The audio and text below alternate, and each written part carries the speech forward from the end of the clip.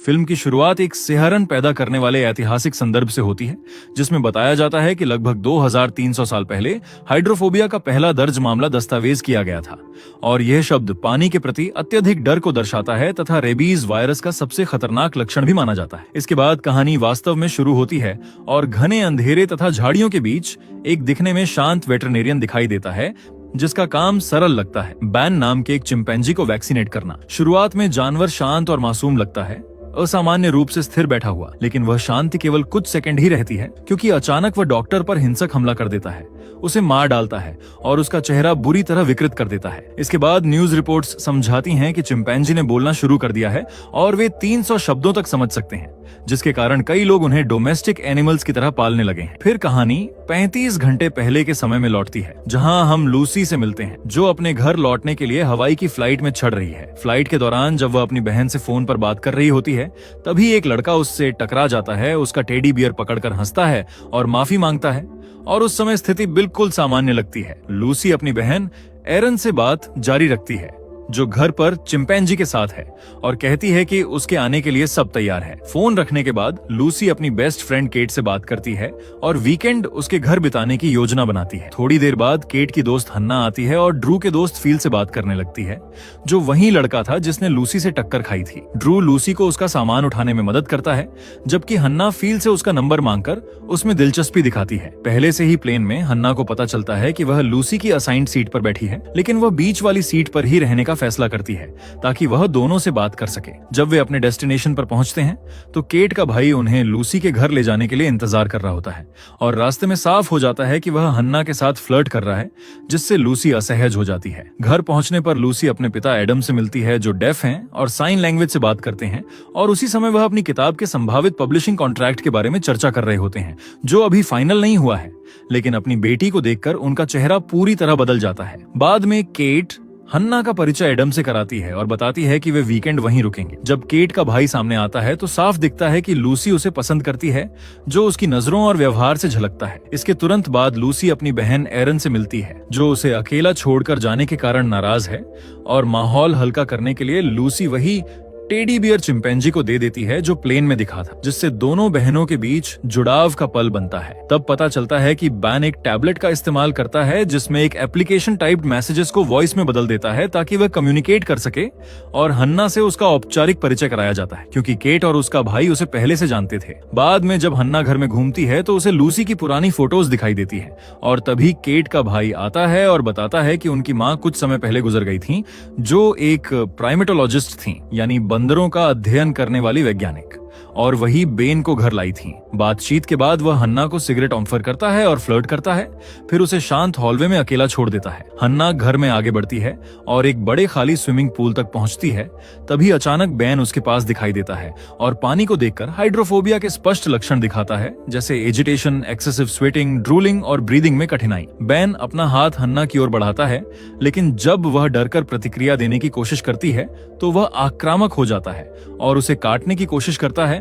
तभी एडम आता है, व्हिसल का उपयोग करके उसे नियंत्रित करता है और जल्दी से ले जाता है। बाद में वह हन्ना को आश्वस्त करता है कि बेन ने ऐसा इसलिए किया क्योंकि वह उसके लिए स्ट्रेंजर है और उसे आराम करने को कहता है। उसी समय जब एडम चिंपैंजी को उस केज में ले जा रहा होता है, जो उसी घनी वनस्पति में स्थित है जहां फिल्म की शुरुआत हुई थी, तो उसे एक मरा हुआ जानवर मिलता है जो मोंगूस लगता है, और वह घबरा जाता है कि शायद बेन उससे लड़ गया होगा। ध्यान से देखने पर उसे चिंपैंजी पर बाइट मार्क दिखता है और वह सावधानी के तौर पर उसे बंद कर देता है। अगली सुबह एडम अपनी बेटियों को बताता है कि एक मोंगूस केज में घुस आया था और उसने बेन को काट लिया, इसलिए उसने उस जानवर का शरीर टेस्टिंग के लिए भेज दिया है, क्योंकि उसे डर है कि कोई खतरनाक बीमारी बेन को लग गई हो, और वह यह भी कहता है कि वह डॉक्टर लैम्बर्ट को बुलाएगा। कुछ दिनों के वर्क ट्रिप पर जाने से पहले परिवार भावुक विदाई साझा करता है और उसके जाने के बाद युवा लोग पूल में समय बिताकर आराम करने की कोशिश करते हैं, जबकि हन्ना और केट के भाई के बीच नजदीकियां बढ़ने लगती हैं,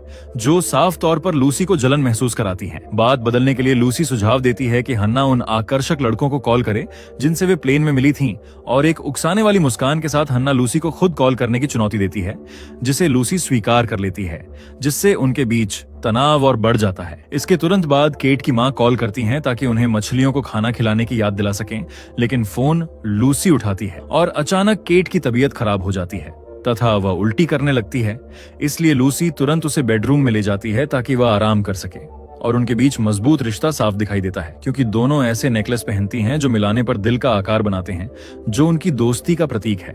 बाद में हन्ना केट के भाई से अकेले में बात करती है और वह साफ कहता है कि वह लूसी को केवल छोटी बहन की तरह देखता है और कभी उसके साथ रिश्ते में नहीं आ सकता। और फिर वह हन्ना को किस कर देता है। बिना उनके ध्यान दिए लूसी यह सब देख लेती है और टूट जाती है। और उसी दौरान डॉक्टर लैम्बर्ट बेन की जांच करने पहुंचते हैं, जो डरा हुआ और आक्रामक है। फिर कहानी केट की ओर लौटती है, जो थोड़ा बेहतर महसूस करती है और ताजी हवा लेने बाहर जाने का फैसला करती है। लेकिन रास्ते में उसे टेडी बियर मिल जाता है और अचानक बेन उसके सामने आ जाता है, पहले से अलग, उसे अजीब और खतरनाक तरीके से घूरते हुए। डरी हुई केट छिप जाती है और लूसी को कॉल करती है। जब लूसी नीचे आती है तब तक बेन गायब हो चुका होता है, लेकिन अचानक पूल एरिया से चीखें गूंजती हैं और सब वहां दौड़ते हैं।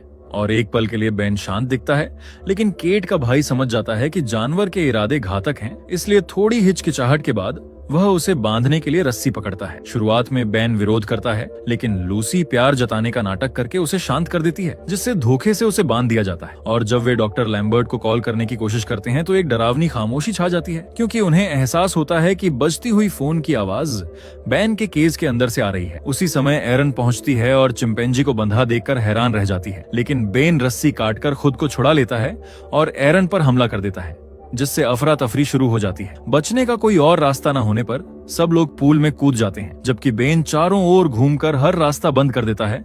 और केट का भाई निक एक जोखिम भरी योजना बनाता है कि चिंपैंजी को धक्का दिया जाए। हिम्मत जुटाकर वह उसे पानी में फेंक देता है और एक पल के लिए लगता है कि योजना काम कर गई, लेकिन बेन किनारे से चिपक जाता है और जैसे ही निक सावधानी छोड़ता है, जानवर जोर से उछलकर उसे जमीन पर पटक देता है और टक्कर इतनी भयानक होती है कि निक की खोपड़ी टूट जाती है तथा उसकी तुरंत मौत हो जाती है। लड़कियां सदमे में चली जाती हैं, खासकर केट, जो अपने भाई की मौत देखकर सुन्न हो जाती है। और बेन भागता नहीं है, बल्कि वहीं खड़ा रहकर उन्हें डराता है। उसके मुंह से लार टपकती है और वह डरावनी हंसी हंसता है, जिससे पुष्टि हो जाती है कि वह रेबीज से संक्रमित है। लूसी समझ जाती है कि स्थिति गंभीर है और एरन को तुरंत मदद चाहिए, इसलिए वह सावधानी से पूल से बाहर निकलती है, जबकि बेन बिना पलक झपकाए उसे घूरता रहता है। उसका लक्ष्य फ्लोट तक पहुंचना होता है, इसलिए वे उसे उठाकर पूल में फेंक देती है ताकि बाकी लोग तैरते रह सकें, लेकिन वह तुरंत पानी में वापस नहीं जाती। लूसी फैसला करती है कि उसे अपनी जान जोखिम में डालकर बेन के और करीब जाना होगा, क्योंकि फोन उसके पास है और वह जानती है कि यह जोखिम लेना ही पड़ेगा,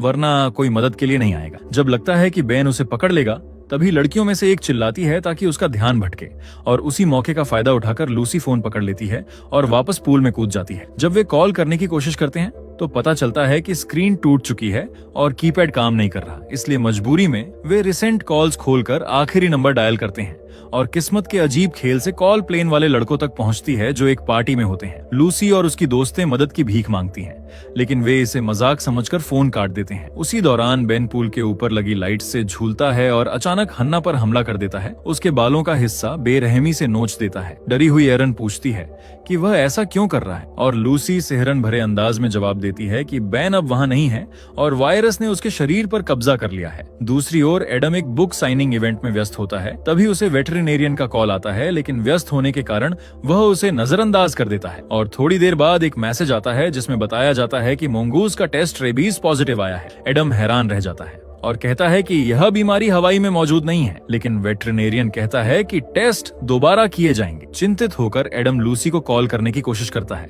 लेकिन उसका फोन बेडरूम में पड़ा होता है और कोई जवाब नहीं मिलता। वापस घर में लड़कियों को एहसास होता है कि उनका एकमात्र विकल्प निक का फोन लाना है, जो लिविंग रूम में रह गया है।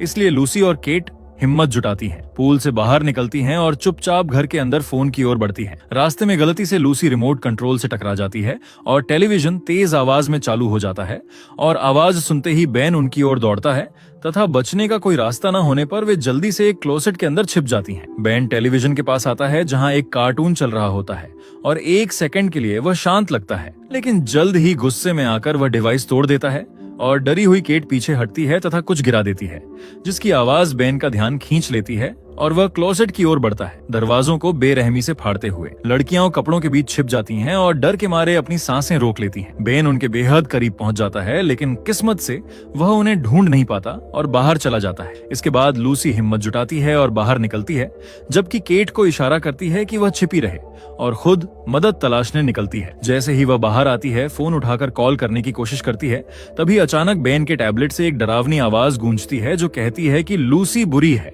यह सुनकर उसके शरीर में सिहरन दौड़ जाती है और वह देखती है कि बेन उसे घूरते हुए बैठा है। लूसी भागने की कोशिश करती है, लेकिन चिंपैंजी छलांग लगाकर उस पर हमला कर देता है। तभी केट तेजी से प्रतिक्रिया करती है, लकड़ी का एक टुकड़ा उठाती है और बेन पर वार कर अपनी दोस्त को बचाती है। मौका पाकर दोनों बाहर भागती हैं और दरवाजा बंद कर देती हैं, लेकिन बेन दरवाजे खोलना जानता है और अंदर घुसने की कोशिश करने लगता है। केट कुछ सेकंड तक उसे रोकती है, फिर वह कांच पर जोर जोर से वार करने लगता है। कांच तुरंत नहीं टूटता और बेन पीछे हट जाता है। एक पल को उन्हें लगता है कि वे सुरक्षित हैं, लेकिन लूसी समझ जाती है कि वह सिर्फ रफ्तार लेने के लिए पीछे हटा है। अगले ही सेकंड वह पूरी ताकत से दौड़ता है, कांच तोड़ देता है और घर से बाहर निकल आता है। लड़कियां जान बचाकर भागती हैं, लेकिन भागते समय बेन केट को पकड़ लेता है, बेरहमी से हमला करता है और वह पूल के पास सीढ़ियों से गिर जाती है। लूसी वापस केट को देखने जाती है और भयभीत हो जाती है जब वह देखती है कि बेन पत्थर से उसका सिर कुचल रहा है। अब लूसी अगला निशाना बन जाती है। वह बिना रुके भागती है और पूल में कूदने ही वाली होती है कि बेन फिर उसे पकड़कर हमला करता है। तभी हन्ना पानी से बाहर आती है, उसकी मदद करती है और रस्सी उसके गले में डालकर दोनों फिर पूल में कूद जाती हैं। वे पूरी ताकत से उसे पानी में खींचने की कोशिश करती हैं, ये जानते हुए कि चिंपैंजी तैर नहीं सकते, लेकिन वे उसे डुबोने लायक ताकत बनाए नहीं रख पाती। बेन फिर खुद को छुड़ा लेता है और उनकी आखिरी उम्मीद भी खत्म हो जाती है।